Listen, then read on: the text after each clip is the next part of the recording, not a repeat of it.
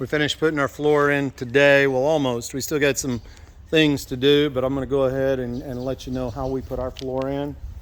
So, first of all, we used this Advantech product only because I read a lot about it, and it's supposed to be moisture resistant, water resistant. It's supposed to hold up a lot better than any other product, and I just wanted to make sure if we ever had a leak or something ever happened, that hopefully we'll detect it soon, but if not, it's not going to be a product that's going to easily ruin. We also went ahead and put the rigid foam board. We got the rigid foam board. I found it at Home Depot. Lowe's didn't have it, but Lowe's had the Advantech. Now that stuff weighs, and this is according to my scale, the Advantech weighs 88 pounds per sheet. Now I've looked it up, I Googled it, and it said 55. I can assure you it weighs a whole lot more. I don't know if maybe the wrong measurements or what, but we weighed it on our scale. It weighed 88 pounds, and I believe it. It's all there. It's a heavy product. So total, we used 207 pounds of Advantech, and I know some people don't want to add that much weight, but notice we didn't have any boards underneath. We're putting this, we got the floor, then immediately the rigid foam board, 1 inch rigid foam board, and then immediately on top of that, we have the Advantech. And so that all in all, we have 10 pounds of rigid foam board and 207 pounds of Advantech. So we added the 217 pounds to our build. So I'm going to go ahead and put this last piece in. I just want to show you what we did here so you can see.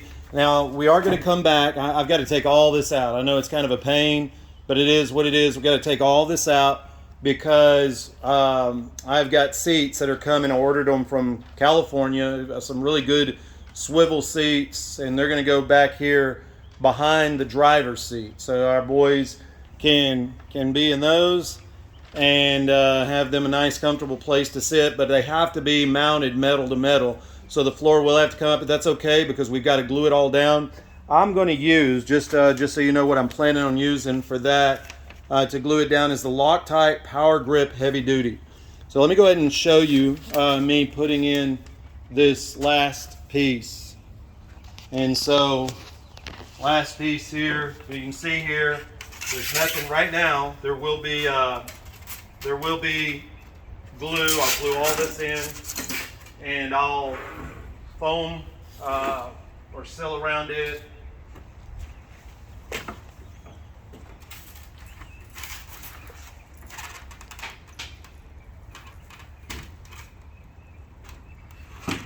And so these pieces sit down in here, and look how they lock in. I like this. This is what I wanted to show. Get up close and show.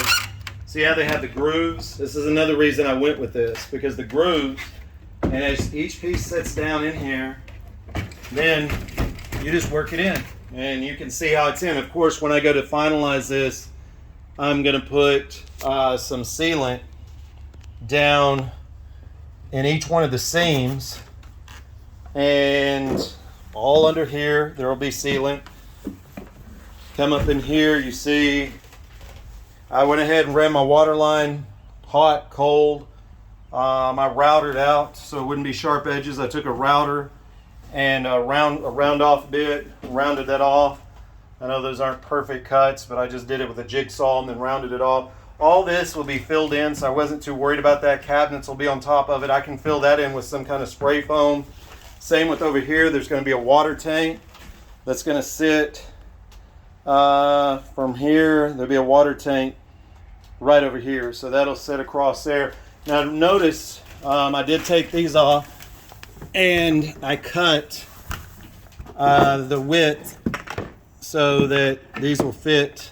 This one goes over there, and I cut about almost 2 inches, short of 2 inches off to make up for the thickness. This plywood's 3/4, and then the foam board's 1 inch. So now when they sit back on there, I just used a razor blade, made a real smooth cut. Actually, I'll show you. This is just with the razor blade, and you look at my cut.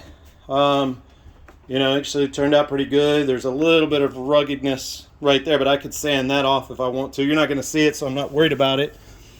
And I did that to both pieces. You could leave those off and actually have more foot room, but the problem with that is then you don't have something covering down here in this area where my foot's at, and I want that to be covered. So I'm going to go ahead and put them back on and just cut that off. So yeah, this turns out really good. It's comfortable in here, of course. So you got the weight to consider if you want to add that much weight to your build. Let me go ahead and shut the door so that you can see how that turned out. Colton, you want to go out there and shut the doors? So you can see how close I went to the edge. I still left some room. We'll see how. All right, so that's how.